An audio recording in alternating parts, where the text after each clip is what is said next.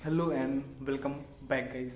So, in this video, we were going to cover what are the roles and responsibilities beyond the theoretical part. Like, अगर कभी कभार होता है कि जब हम गूगल पे सर्च करें, एआई पे सर्च करें, मेटा पे सर्च करें, ड्यूटीज ऑफ सेफ्टी ऑफिसर, सो क्या आता है हमारे सामने मेजर मेजर चीज़ें आती हैं कि सेफ्टी टॉक कंडक्ट करना, सिर्फ डेली इंस्पेक्शन करना, रिपोर्ट बनाना, चेकलिस्ट बनाना, सेफ्टी इम्प्लीमेंट करना, गवर्नमेंट कंप्लाइंसेस इम्प्लीमेंट करना, ये सारी चीज़ें आती हैं। बट इसके बियॉन्ड भी बहुत सारी चीज़ें आती हैं जो हमें ऑन फ्रंट जाके पता नहीं चलती, मतलब हमें थ्योरेटिकल पार्ट में पता नहीं चलती और हम सोचते हैं कि हम उस तरह की स्किल्स को, सेफ्टी ऑफिसर की स्किल को अपने अंदर डेवलप कर सकें। तो सेफ्टी ऑफिसर होता क्या है? सेफ्टी ऑफिसर वो सर्वा इंसान होता है जो एक बड़ी गैंग, एक बड़ी मैन पावर को सेफ्टी प्रोसीजर्स सिखाता है, सेफ्टी कल्चर क्रिएट करता है और एक ऑर्गेनाइजेशन में पूरी तरह से सेफ्टी के लिए जिम्मेदार होता है। तो अगर इस तरह से बात की जाए तो उसके अंदर बहुत सारी चीज़ें आती हैं जो बियॉन्ड द थ्योरेटिकल पार्ट होती हैं। लाइक उसको कभी कभार वेंडर से भी बात करनी पड़ती है, वेंडर के थ्रू भी काफ़ी चीज़ें सॉल्ट आउट करनी पड़ती हैं, साइन करवाने पड़ते हैं।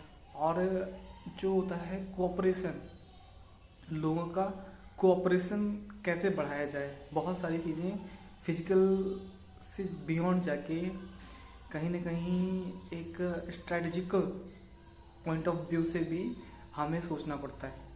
अगर हम उस तरह से नहीं सोचेंगे तो हम ना तो इमरजेंसी को सॉर्ट आउट कर पाएंगे, क्योंकि अगर हम ओनली कंप्लायंस पे आ गए, ठीक है, तो तब भी ग्राउंड का काम नहीं होना है।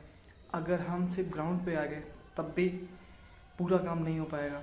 तो अगर हमें प्रॉपर बिलिंग करवानी है, साइट से पैसा निकालना है, साइट को सुरक्षित रूप से आगे बढ़ते देखना है, तो हमें कई तरह के अलग अलग तरह के कंप्लायंसेस फॉलो करवाने पड़ते हैं। और उन कंप्लायंसेस के लिए आपको बहुत सारी तरह की डीलिंग्स भी करनी पड़ती हैं।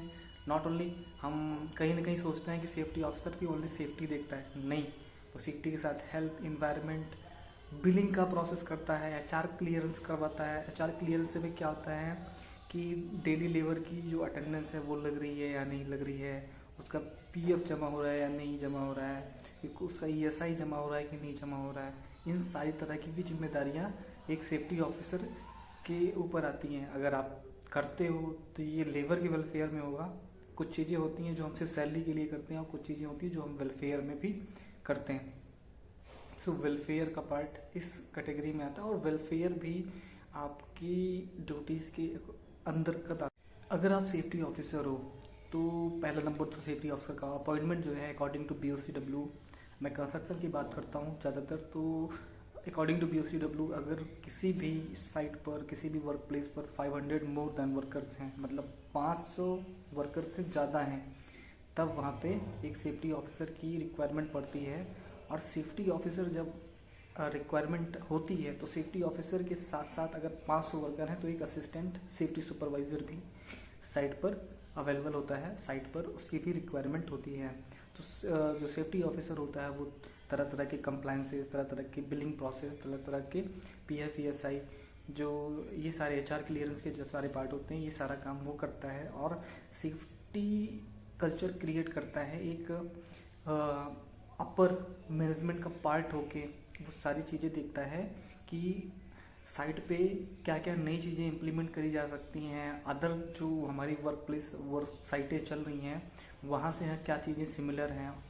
सेफ्टी ऑडिट कंडक्ट करवाना, सेफ्टी ऑडिट कंडक्ट करवाने के साथ साथ लेबर का मेडिकल हुआ है या नहीं हुआ है, उनका प्रॉपर वर्टिगो टेस्ट हुआ है या नहीं हुआ है, हाइट पे चढ़ने से पहले लेबर का विजुअल इंस्पेक्शन डेली कंडक्ट करना, लाइक वो पहले से इंजर्ड तो नहीं है। तो ये सारी चीज़ें और तरह तरह के कंप्लायंसेस वो फॉलो करवाता है अपने एंड पे।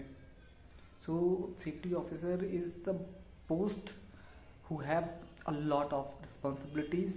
If you want to become a safety officer, then first you need to take responsibilities of your own because if you are not able to take your responsibility, like you don't have knowledge about the safety policy, you don't have knowledge about the emergency procedures, you don't have knowledge about the tie-up with the hospital, you don't have knowledge about the different types of uh, equipments of safety, like fall arrest system, fall grab arrestor, and fire protection system, fire suppression system. You don't have knowledge, then you can't be, a safety officer or a safety supervisor. Safety supervisor is a normal post. You can grab this post with 1 year of experience. But if you want to become a safety officer, a real safety officer, not theoretical, not a supportive, not a, what to say, star child like that. So you need to improve yourself. You need to introduce in front of everyone your skills, your qualities, your behavior, your presentations. So in this video we have covered so many aspects of and duties of safety officer. I think this video will be beneficial for you. We will meet again in the next session. Till then, keep watching, keep going.